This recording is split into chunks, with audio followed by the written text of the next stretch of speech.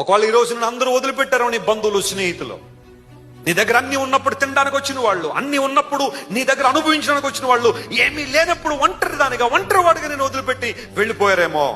నమ్ము ప్రియ దేవుని బిడ్డ, పట్టుకో యేసయ్యను గట్టిగా. ఈ ఓటను మాత్రం వదిలిపెట్టద్దు. నువ్వు యేసయ్యను మాత్రం విడిచిపెట్టదు పరిస్థితులలో. ఆయన మనుషులందరూ నెట్టి నేను గోతులో పడేశారా? నువ్వు నీటి ఓట దగ్గర ఉన్నావో లేదో చూసుకో.